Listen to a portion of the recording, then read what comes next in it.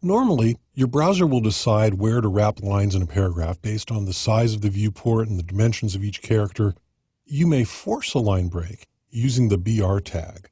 Let's go ahead and make a working copy of text.html. Call this text-working.html, and I'll open it in my text editor. I'm going to go ahead and open this in the browser as well. And there you can see the entire file for those of you who are typing along at home. So here we have some text, and you see in the browser it's just some lorem ipsum, and it's wrapping naturally.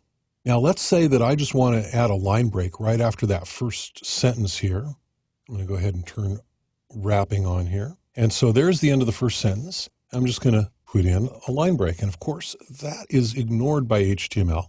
It's just wrapped together with all of the other white space. So if I really want it to be a new line, I can put in a BR tag.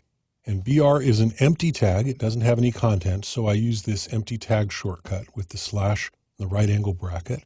And when I save that and reload it in the browser, now we get a line break right after that period there, right where I put in the BR tag. You'll notice that this line break is not a paragraph break. The paragraph continues. The paragraph break you recognize by the fact that there's an extra blank line in between. This just actually breaks the line. If I were to put in two of them, then I could make it look like a paragraph break, but it's still not. Still, the end of our paragraph is down here at the closing of the P tag. So that's really all there is to it. It's that easy to put in line breaks in your paragraphs. Now, the browser also controls the spacing between words, intelligently folding consecutive white space into single spaces. If you want to insert extra spaces, you can do so with a named entity called NBSP for non-breaking space. And that looks like this. I'm just going to insert one right here, NBSP, like that. And I'm going to save that and reload. And watch this space here as I hit the reload button.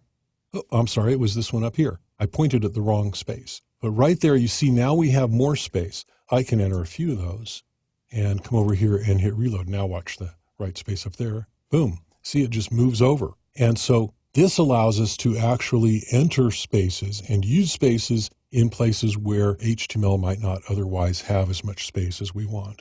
So normally your browser does a good job of managing line breaks and spaces between words. If you want to insert your own line breaks and inline spaces, it's easy to do with BR and the non-breaking space entity.